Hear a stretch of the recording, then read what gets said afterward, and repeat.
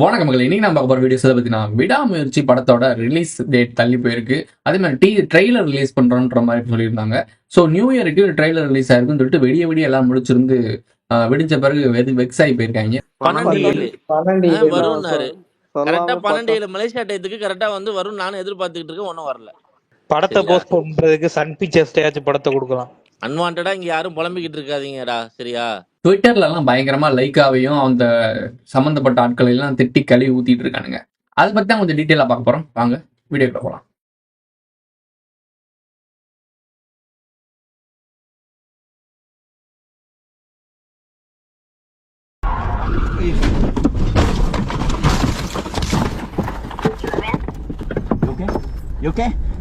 ஓகேவா? என்னடா ஓகே? எப்படி ஷேக் ஆச்சு தெரியுமா? இப்போ ஓகேவா? இப்போ ஓகே. ஓகே ஓகே வேண்டா.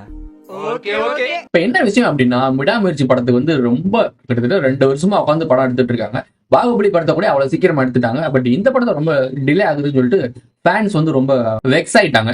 சரி, டிலே ஆனாலும் பரவாயில்ல, தலை பொங்கலா வந்து நிக்கும் அப்படின்னு சொல்லிட்டு நினைச்சிட்டு இருந்தாங்க. குட் பேட் அக்லி இருக்குல்ல, ஸோ அந்த படத்தை ரிலீஸ் பண்றதா இருந்துச்சு. பட் இவங்க படம் வருதுன்னு அவங்க தள்ளி போட்டாங்க. இப்போ அவங்களும் திருப்பி வர முடியாது, சென்சார் போர்டு அவங்கள விடல போல. ஸோ இந்த மாதிரி பல இது விஷயம் போயிட்டு இருக்கு. அஜித் படம் அங்கே ரிலீஸ் ஆகுது. இங்க ஒரே ஒரு விஷயம் தான், பிரேக் டவுன் சொல்லிட்டு ஒரு படம் இருந்திருக்கு வெளிநாட்டுல. ஸோ ஹாலிவுட் படம் தெரியுறவங்களுக்கு. ஸோ அந்த படத்தை வந்து காப்பி பண்ணி எடுத்திருக்காங்க அப்படின்ற மாதிரி சொல்லியிருக்காங்க. கதை திருடல் ப்ரோ, இது அட்லி பண்ற வேலை தான் ப்ரோ. அட்லி பண்ற வேலை இல்ல, உலகத்துல இருக்க எல்லா டேரக்டரும் இது பண்றாங்க, எல்லா மியூசிக் டேரக்டரும் பண்றாங்க.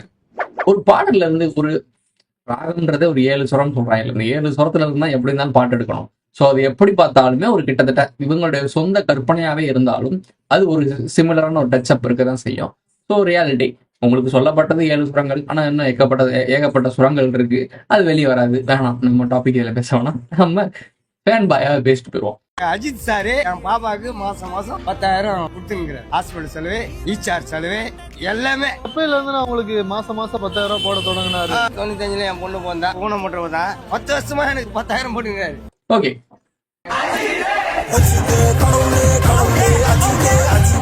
இந்த விடாமுயற்சி படம் ரிலீஸ் ஆகலன்னு சொன்னா எல்லாருமே வெக்ஸைட் ட்விட்டர்ல பயங்கரமா கத்துறாங்க. தியேட்டர்ல வந்து கெட்ட வார்த்தை லைக்காவை திட்டி கதறாங்க. தியேட்டர் உரிமையாளர் திட்டுறாங்க. எனக்கு ஒரு விஷயம் புரியவே இல்லை.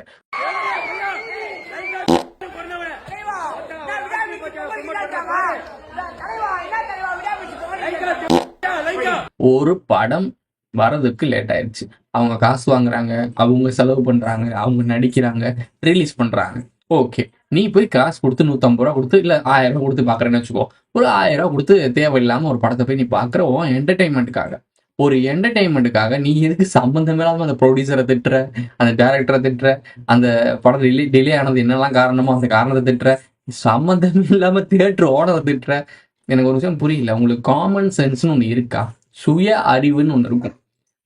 இந்த ஒரு சாதாரண படம் ரிலீஸ் ஆகாததுக்கு இத்தனை பேர் திட்டிட்டு இருக்க. நீ 5 வருஷத்துக்கு ஒரு தடவை குத்துறீங்களா ஓட்டு, அந்த ஓட்டுனால வாழ்க்கையே ராசமா போயிட்டு இருக்கு. இதை பத்தி எவனும் கவலைப்படுறது இல்லை, கவலைப்படவும் மாட்டீங்க. இதுதான் உங்க ரியாலிட்டி. அது என்னன்னா, 5 வருஷத்துக்கு ஒரு தடவை ஓட்டு போடுறப்ப 1000 ரூபா 2000 ரூபா மினிமம், ஒரு சில இடங்கள்ல 2000 3000 5000 வரைக்கும் கொடுக்குறாங்கன்னு வச்சுக்கோங்களேன். டிமாண்ட் ஏறும் ஒவ்வொரு இடத்த பொறுத்து. ஸோ டிமாண்ட் ஏற ஒரு 10,000 வச்சுக்கோங்க கடைசி ரேட்டு. ஒரு 10,000த்துக்கு கொடுத்து ஒரு ஓட்டை கொடுக்குற 5 வருஷத்துக்கு. இப்போ உங்கால் என்ன பண்றாரு, 5 வருஷத்துக்கு கிட்டத்தட்ட ஒரு 6 படம் நடிச்சிட்டாருன்னு வச்சுக்கோ. 6 படம், ஒரு படத்துக்கு நீ 1000 ரூபா செலவு பண்ற அப்படின்னா என்ன, 6 படம் 6000 ரூபா. ஸோ 6000 ரூபா செலவு பண்ணி நீ பாக்குற, 10,000 ரூபா செலவு பண்ணி உன் வாழ்க்கையே முடிக்கிறான். இந்த சிந்தனை உனக்கு யாருக்குமே வர மாட்டேது. இதை பத்தி யாரும் பேச மாட்டீங்க. ஒரு படத்துக்காக கதறுன்னு கதறிட்டு இருக்கீங்க. ஏன் இந்த படம் அடுத்த நாள் இல்ல ஒரு வாரம் கழிச்சு ரிலீஸ் ஆனா நீ புரியா? இல்ல சாப்பாடு தண்ணி இறங்காதா? சூரியன் உதிக்கிறது மாறிட போதா? இல்ல நிலா காணாம பெறப்போதா? எதுவுமே நடக்க போறது இல்ல.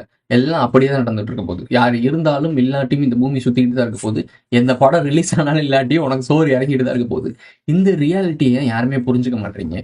உண்மையிலே எனக்கு கொஞ்சம் ஒரு மாதிரி இருக்கு. இந்த சமூகத்தை பார்க்கும்போது பக்குன்னு இருக்கு. என்னங்கடா நீங்க எப்படி இருக்கீங்க? ஒரு எந்த விஷயங்களுக்கு ஹானஸ்டா கோவப்படணும், எந்த விஷயங்களுக்கு நீங்க ரியாக்ட் பண்ணணும், அதுக்கெல்லாம் காமா இருந்துடுறீங்க. அப்படின்ட்டு போயிடுறீங்க. ஒரு சாதாரண படம் 150 ரூபா டிக்கெட்டு. அந்த டிக்கெட்டுக்கு நீ இந்த கதறியதையே எனக்கு புரியல. உன் வாழ்க்கை எனக்கு என்ன பேசணுன்றது கூட இது கொஞ்சம் ஒரு ஸ்டன் ஆகுதுங்க. கிளியரா என்னால பேசக்கூட முடியல இந்த விஷயத்த பத்தி. ஏன்னா போஸ்ட் ஓட்டுறானுங்க, பேனர் அடிக்கிறானுங்க, ஏன் அவங்க படம் நடிக்கிறாங்க, அவங்க ரிலீஸ் பண்றாங்க, அவங்க சம்பாரிச்சுட்டு போறாங்க. நீங்க ஏன்டா உங்க காசை போட்டு போஸ்ட் அடிக்கிறீங்க, உங்க காசை போட்டு எல்லா வேலையும் பாக்குறீங்க, நீங்க உங்க டயத்தை ஏன் செலவு பண்றீங்க? இதான் அவர் தெளிவா சொல்லிட்டாப்ல, எனக்கு ரசிகை மன்றமே வேணாம், எல்லாரும் போயிருங்கடான்னு. போய் தொலைஞ்சிங்களா? சரி, அதையே ஒரு காரணமா மாத்தி ஃபேன் பாயா மாறுறீங்க. சரி ரைட்டுங்க, ஏத்துக்கிறேன். ஒரு படம் ரிலீஸ் ஆனா போய் கொண்டாடுறேன், போயிரு வீட்டுல போய் தூங்கு. அந்த படம் வர வரைக்கும் கொண்டாடுறது, படம் முடிஞ்சு கொஞ்ச நாளைக்கு கொண்டாடுறது, அதுக்கப்புறம் நீ காணாம போயிடுறது, திருப்பி அடுத்த படம் வர்றது. உங்களுக்கு இது புரியலையா? எதுக்கு இந்த கொண்டாட்ட மனநிலைன்னு நான் கேட்கறேன். ஒரு படம் ரிலீஸ் ஆகுதா 5 நாள், டெய்லி கூட இந்த படத்தை பாரு, 5 நாள் பாக்குறேன். 5 நாள் ஒரு படத்தை எவனாலும் பார்க்க முடியுமாடா? அப்படியே படம் எடுக்கிறாங்க. சரி, 1 நாள் 2 நாள் பாக்குற படத்தை என்ஜாய் பண்ணு, ஜாலியா இரு. அந்த 2 நாளைக்கு போயிரு, வீட்டுக்கு போய் தூங்கு. இதை விட்டு ஒரு படம் ரிலீஸ் ஆகலன்னு சொல்லிட்டு கத்தி கதறி கூத்தாடி என்னன்னா ட்விட்டர்ல அட்டுழியம் பண்ணிக்கிறாங்க தெரியுமா? ஆல் ஐ ஆன் சிரியா, அந்த மாதிரி உக்ரைன், இந்த மாதிரிலாம் வந்துச்சுல, அந்த மாதிரி ஆல் ஐஸ் ஃபார் விடாமுயற்சின்னு வந்திருக்கு. எதை எங்க கனெக்ட் பண்றாங்க பாரு. பல கோடி மக்களுக்கு பாதிப்பு, பல லட்சம் மக்களுக்கு உயிரிழப்பு, இந்த மாதிரி நடக்க விஷயங்களுக்கு போட்ட ஒரு ஹேஷ்டேக ஒரு சாதாரண ஒரு படம், கடவுளே அஜித், இந்த தற்கொலையை போய் எந்த ஃபங்க்ஷனுக்கு போனாலும், கவர்மெண்ட் ஃபங்க்ஷனாக இருக்கட்டும், பிரைவேட் ஃபங்க்ஷனாக இருக்கட்டும், ஸ்கூல் காலேஜ் மீட்டிங்காக இருக்கட்டும், எல்லா இடத்துலையும் கடவுளே அஜித்தை பேசி அவரை கேவலப்படுத்திட்டீங்க. இது என்ன கடவுளே அஜித்? எனக்கு புரியல. ஒரு டேர்ம்ஸ் என்ன டேர்ம்ஸ்? அஜித்தே அல்டிமேட்ஸ் அஜித் குமார் நான் கத்துனவன் என்ன இல்லைன்னா சொல்ல முடியாது. ஒரு தேட்டருக்குலாம் போயிட்டோம்னா அல்டிமேட் முதல் கத்துறதாலே நான் தான். ஸோ கத்திருக்கேன். இது வேற. ஒரு அல்டிமேட் ஸ்டார் அஜித் குமார் வாழ்க அப்படின்ற மாதிரி கத்துறது வேற. பட் கடவுளே அஜித்ன்ற ட்ரெண்ட் வந்து கடவுளை நீ ஒப்பிட்டு பேசிட்டு இருக்க. உங்களுடைய கடவுளுக்கு கொடுக்க வேண்டிய வேல்யூ எதுக்கு நீங்க அஜித் கொடுக்குறீங்க? கடவுள்னா யாரை பாக்குறீங்க? உங்களுடைய பிரச்சனைகளை, உங்களுடைய ப்ராப்ளத்தை எல்லாம் தீர்த்து வைக்கிற ஒரு ஆளு. அஜித்ன்ற நபருக்கு நீங்க யாருன்னு கூட தெரியாது. நீங்க எங்க கத்துறீங்க, என்ன பண்றீங்கன்னு எதுவுமே தெரியாது. ஒரு ரசிகர் மன்றம் கூட இல்ல. ரசிகர் மன்றம் இருந்தா கூட ஓரளவுக்கு மெம்பர்ஸை மைண்ட்ல வச்சிருப்பாரு. பொதுவா ரசிகர் அவ்வளவுதான், ரேண்டமா நீ ஒரு நம்பர் அவ்வளவுதான். இந்த நம்பரா இருக்க நீ தேவையில்லாம ஏன் அவருக்காக வர்ஷிப் பண்ற? ஒரு கடவுள் கூட ஒரு கட்டத்துக்கு மேல உன்னுடைய பிரச்சனையை தீர்த்து வைக்கிறதுக்கு செவி சாச்சுறாருன்னு வச்சுக்கோமே. ஆனா இவங்க யாருமே உனக்கு கவனிக்கவே மாட்டாங்க. அவங்க என்ன சொல்லுவாங்க, இது என் வேலை, நான் படம் நடிக்கிறேன், அவார்டு போயிடுவேன்னு. அவர் அவங்க ஃபேமிலியோட சிங்கப்பூர்ல கொண்டாட போயிட்டாரு நியூ இயர். அஜித் அவர்கள் வந்து சிங்கப்பூருக்கு போயிட்டாரு ஃபேமிலியோட நியூ இயர் கொண்டாட. பட் நீ இங்க அந்த ட்ரெயிலர் வரல, டீசர் வரல, படம் ரிலீஸ் ஆகலன்னு சொல்லி இங்க பதவிக்கு இருக்க. அவர் படம் நடிச்சவர், அவர் தான் மெயின் தலைக்கட்டு. அவருக்காக தான் நீ கதறிக்கிட்டு இருக்க. நீ இங்க கதறிக்கி இருக்க, அவர் ஃபேமிலியோட என்ஜாய் பண்ண போயிட்டாரு. நீ இங்க எல்லாம் ரோட்ல கத்திக்கி இருக்க. இதுதான் உங்க நிலைமை, சாதாரண நிலைமை. அவர் சரியா தான் பாருக்கா. அப்புறம் அவரை குறை சொல்லவே மாட்டேன். காசு வாங்குறாப்புல, நடிக்கிறாப்புல, நடிச்சு முடிச்சிட்டாப்புல, அவர் பாட்டு போயிட்டாப்புல ஒரு வேலையை பார்த்துட்டு. நீ தான் சம்பந்தமே இல்லாம நீ தான் எதுக்கு ஒப்புக்குச்ச பண்ணிடுவாங்க பார்த்தீங்களா? அந்த மாதிரி நீங்க தான் சம்பந்தம் இல்லாம சண்டை போட்டுட்டு உருண்டுகிட்டு இருக்கீங்க.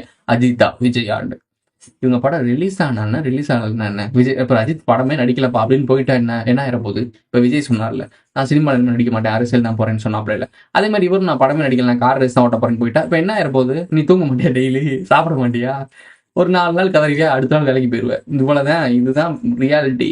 ரியாலிட்டியை புரிஞ்சுக்கோங்க. இந்த மாதிரி கொண்டாட்ட மனநிலையில இருந்தீங்க அப்படின்னா உங்களுக்கு தோண்டி நீங்களே படுத்துக்கிறதுக்கு சமம். சொல்றது லேசப்பட்ட காரியம் கிடையாது. பொருளாதார வீழ்ச்சியை நெருங்கிட்டு இருக்கோம். கொஞ்ச நாச்சும் காமன் சென்ஸை யூஸ் பண்ணுங்க. உலக அரசியலை பாருங்க. பொருளாதாரம் எங்க போயிட்டு இருக்குன்னு பாருங்க. டாலரோட மதிப்பு எங்க போகுதுன்னு பாருங்க. பிரிஸ்கை பத்தி படிங்க. பிட்காயின், இந்த மாதிரி டாலர்ஸ் எல்லாம் இருக்குல்ல, இதை பத்தி எல்லாம் படிங்க. தயவு செய்து தேடுங்க கொஞ்ச நாள். அப்பதான் பொருளாதாரம் எங்க போகுதுன்னு தெரியும்.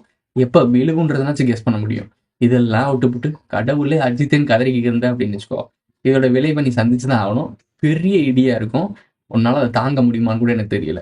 ஸோ ஏன்னா உனக்கு என்னன்னே தெரியலையே, இங்க என்ன நடந்துகிட்டு இருக்குன்னே தெரியலையே. ஒரு படத்துக்கு போஸ்ட் அடிச்சோமா, கதறணுமா, சூடம்புத்தி காட்டணுமா? ஒரு பேனருங்க, ஒரு பிளாஸ்டிக் பேனர் உங்க வீட்டுல இருக்கும்ல, ஒரு பிளாஸ்டிக் பை, அந்த மாதிரி தான் அதுவும். அதுக்கு போய் சூடம்பத்தி காட்டிக்கிட்டு இருக்க கருமான்றான். யாரா நீங்களாம்? உங்களை மாதிரி ஆட்கள் இருக்க வரைக்கும் இந்த அரசியல்வாதிகள் உங்களை ஏமாத்துறது சுலபம் தானே. உங்களை ஈஸியா ஏமாத்துவாங்க. எதையுமே உங்களுக்கு கன்சிடர் பண்ண மாட்டாங்க. உங்களை மனுஷனாவே மதிக்காததுக்கான காரணம் தெரியுதா? நீ இப்படி போய் தற்கொலையாட்டம் இருந்தேன்னா, நீ ஒரு மெச்சூரிட்டியா தெளிவான ஒரு சிந்தனையா இருந்தேன்னா நடிகர்கள் தரமான படங்கள் எடுப்பாங்க. நம்ம என்ன நினைச்சாலும் போதும், நம்ம வந்து நின்னாலே போதும், இந்த படம் பார்க்கறதுக்கு ஆடியன்ஸ் இருக்கா. நீங்களே தானே சொல்றீங்க, தலை அஜித் வந்து நின்னாலே போதும், அவர் நடந்து போனா போதும், படம் பார்த்துக்குவோம்.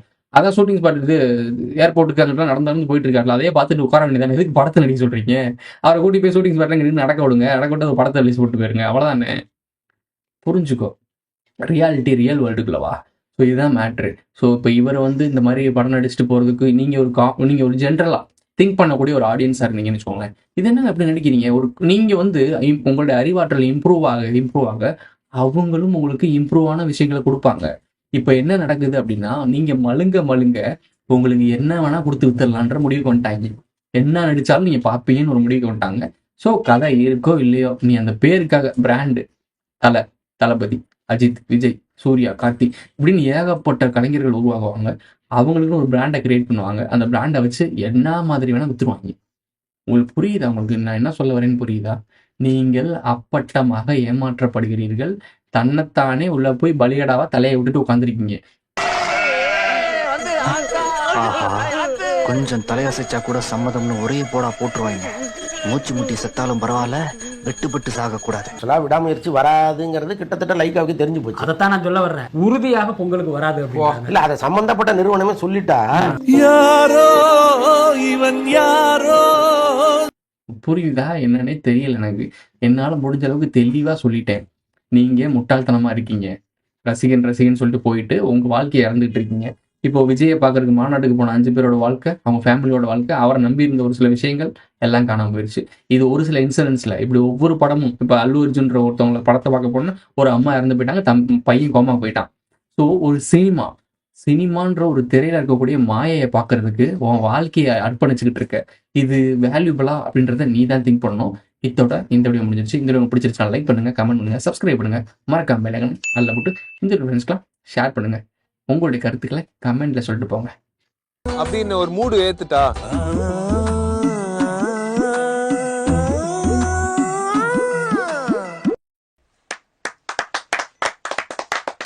Who is this guy?